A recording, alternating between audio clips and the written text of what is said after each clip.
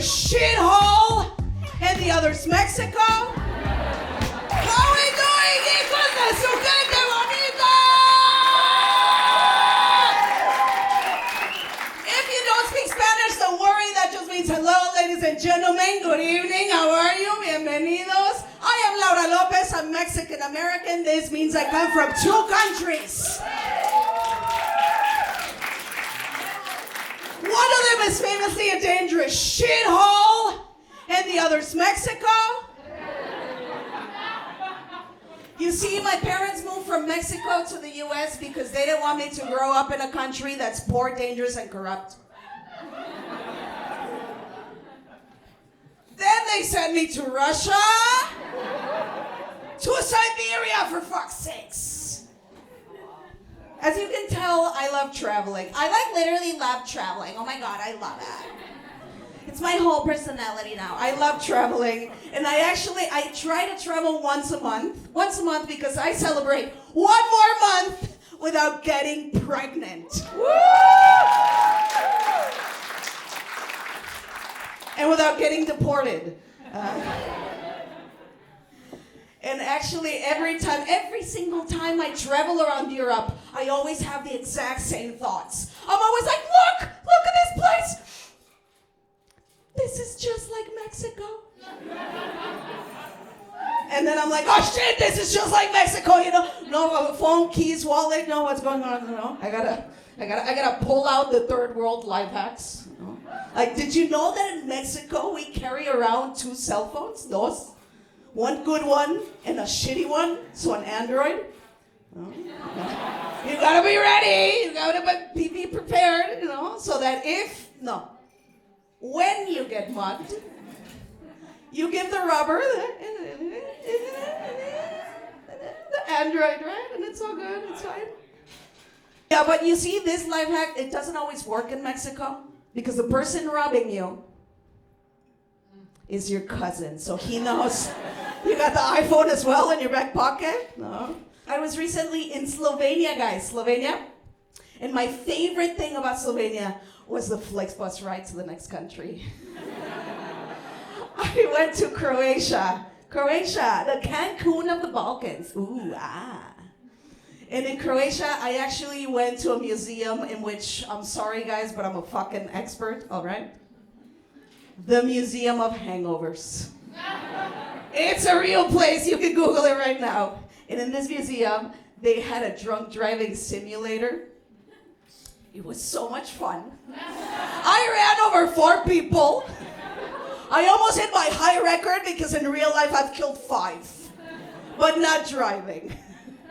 And after each person you kill, you get a free shot. 1, 2, 3, 4. Woo! Woo! The next morning, I woke up, obviously hungover, and I was looking for breakfast, but only 3 places were open. The first one was McDonald's. No, thank you. I grew up in America. I already have diabetes. The second place was an Indian place. Now, my Indian people, I love them to death. But if I wanted to have good Indian food, I would go to England.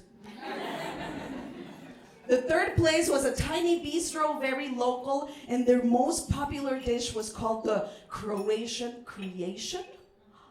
And I was like, yes, dámelo, give it to me. It was beautiful. It was a shot of liquor and a beer on the side. Before this breakfast, I used to think I was Mexicana 100% hasta su puta madre. After this breakfast, I now identify as a middle-aged Balkan man.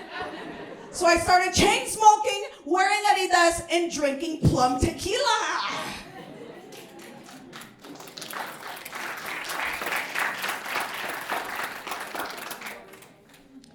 After Croatia, after this trip, I went to Romania. Because not everybody can afford Paris. Comedian, hi, buenas noches, hello. And in Romania, I went to a city called Constanța. It's by the sea, it's absolutely beautiful, breathtaking. So I asked a couple to take a photo of me. As I'm getting ready, you know, taking out the sombrero and the tequila, I hear how this couple, they had a death wish. Because the guy said, Marina, biri telefoni bigi. Now, for those of you who don't speak Russian because your parents love you, that means, Marina, take the phone and run. I was shocked. What? So what do? I turn around, take out my knife. And I'm like, this suka pa prowe. Which means, try it, motherfucker. They still ran away with the phone. But it was an Android, so we're good. We're still good, yes! Yes, that's right, I'm Mexican American and I speak Russian. So I am Donald Trump's worst nightmare. And I am Putin's worst nightmare. Also, come on, Donald Trump, Mexican, we gotta talk about this. When I heard the first assassination attempt, they tried to kill Donald Trump. I knew that it wasn't a Mexican. Because we would not have this, hijo de tu puta madre. I wish I could be nonchalant, but I'm very fucking chalant. You know, I have a lot of Mexican emotions. You know, like when I'm angry, I'm really angry. When I'm happy, I'm really angry. Can you feel the happiness right now? Naturally, I'm terrible at dating. I am terrible at dating. Anybody else losing hope?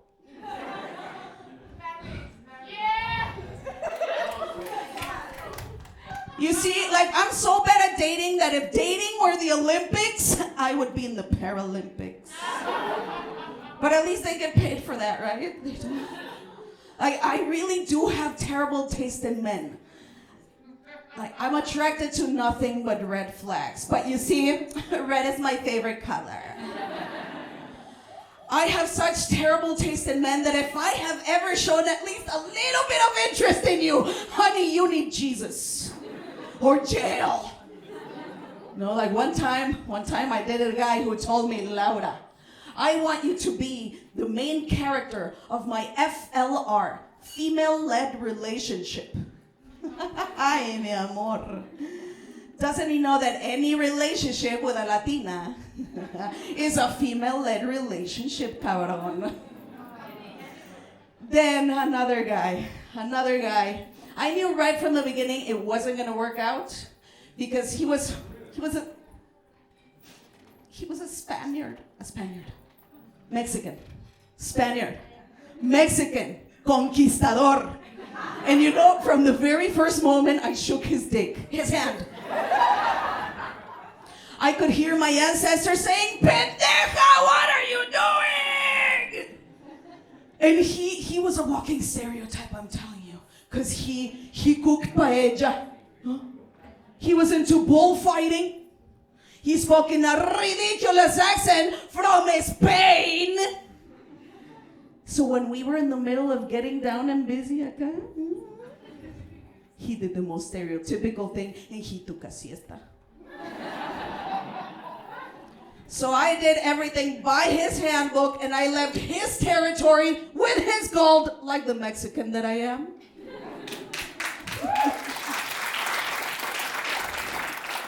This joke always splits the room because it's like people who know history and Americans.